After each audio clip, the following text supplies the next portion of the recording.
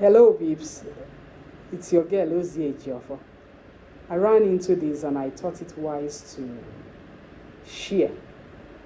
You're growing up, you're listening to various fallacies that needs to be debunked. And until we begin to do that, we may just be revolving. Just take a listen at this piece. At the end, I'll tell you who wrote it. And then at the comment section, share your thoughts of what you think, either positively or negatively, about the Igbos. It's very important so that we will be on the same page. Take a listen. The other ethnic group in former eastern Nigeria have been made to believe that Ndi Igbo were responsible for the underdevelopment in their areas. As a matter of fact, even outside former eastern Nigeria, that assumption still holds. A Benin classmate in medical school said his father told him that the Igbo man is very wicked. That if you employ an Igbo man in your rubber farm to tap rubber for you, he will tap the rubber tree until the tree dries. I was amazed. The rubber owned by the Benin man he employs an Igbo to tap will wait for the rubber to die before stopping the poor Igbo tapper. You and I know this is not true. Others may swallow it hook, line, and sinker. The indigenes of Niger Delta first went to school, embraced civilization before Igbos in the hinterland.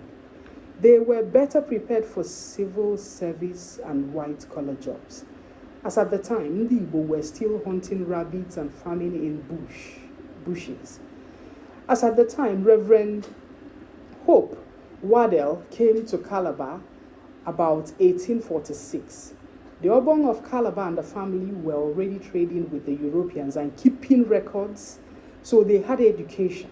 Coincidentally, 27th July 2025 made it 163 years of Christianity, followed by education, came to Igbo land through the expedition of Samuel Ajayi Crowther. They arrived on Nature 27th July 1857.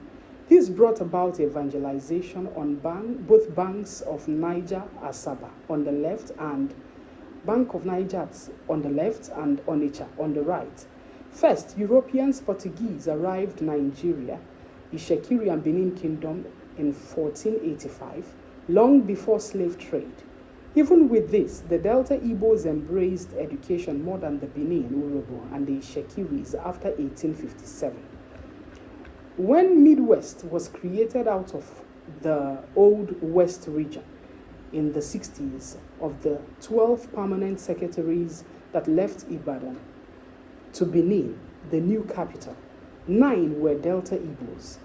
Of the 9 doctors at Benin Central Hospital, 8 were Delta Igbos. The judiciary had Idibe and other Igbo-speaking people. These attracted so many envy that during the Asaba massacre, most of those professionals that were home were all killed in cold blood. Boni, Nembe, and other riverine areas were already in business.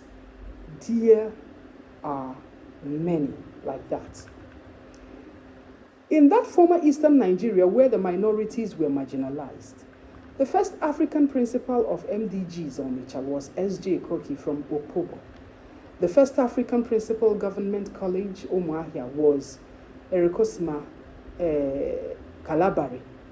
The first African principal government secondary school, Owerri, was Kombo Nembe. Mboto of Itigidi was in charge of government secondary school, Afipo. The first African chief dental surgeon in eastern Nigeria was Dr. N.S. Dublin Green from Boni. The first chief architecture eastern Nigeria was Chief A.G. Spiff, who was killed on the sea in the 90s in one of the Kalabari Nembe crises. As at the time, all of these appointments, no Igbo man was qualified. How come they did not dominate the East? Ndi Igbo took education seriously from 1930, invested in education and are reaping the benefits, the successes achieved by Ndi Igbo up to this moment are based on individual efforts and, of course, the fact that we believe in mentorship. In the 50s, very few lawyers could compete with the Douglas family of Abonima, who were later joined by Onitsha lawyers. The Ibibio tribe had a strong Ibibio union in Aba, and they invested in education, awarding scholarships to their brilliant children. As a matter of fact, Ibibio had a strong political presence in Aba. Their young professionals practiced in Aba. You can look up Udo Udoma's write-up. That was why in former southeastern states, the Ibibios occupied more position than the Efik who made contact with Europeans earlier. Till today, the Ibibios maintain that lead in that region. I don't want to delve into the issues on a house naming of streets, ABC loans, etc. But I know that up till today, you still have streets named after minorities, non-Igbos in Enugu and other Igbo states. So what's the at what point did the Igbos dominate and marginalization start? Let us look at issues properly. Passing unsubstantiated history to generations, making people grow with animosity, which will not make for competitive challenge. 50 years has passed since the war ended. By now, we would have known how fair and unfair we have been to each other. That is why I keep saying until we sit down and talk, open our minds, take blames and responsibilities as well as atonement where necessary, we will all be treated with disdain in Nigeria.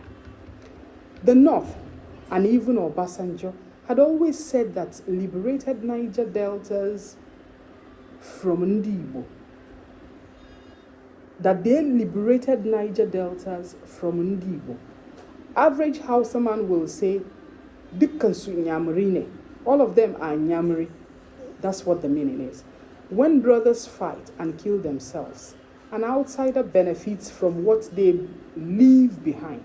When a woman marries two husbands, she will definitely be in the position to know which is better.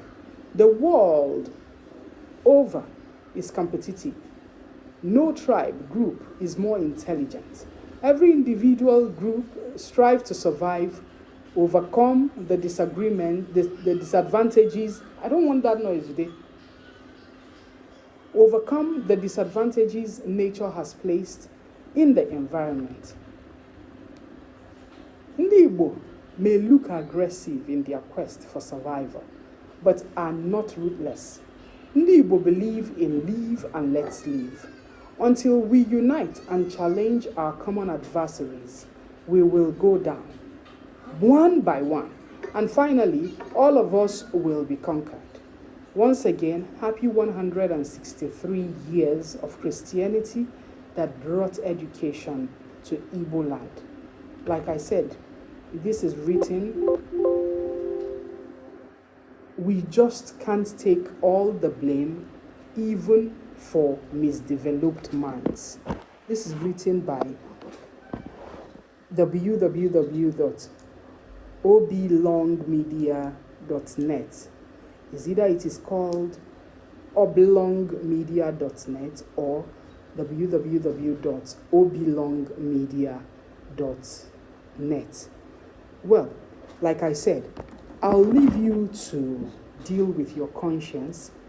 In the comment section, I need you to state some negative parts of the tribe Igbo. And then I would also want you to be fair with your conscience to say the positive sides that you've experienced with an Igbo man or woman, boy or girl, so that we can at least know where this whole thing and this whole hatred is coming from, that we cannot rule Nigeria, at least, or get some very important posts, as it were, in Nigeria, because this is strong. I don't know what you think. My name is Ozie Ejiofor. Have a beautiful afternoon. Good afternoon.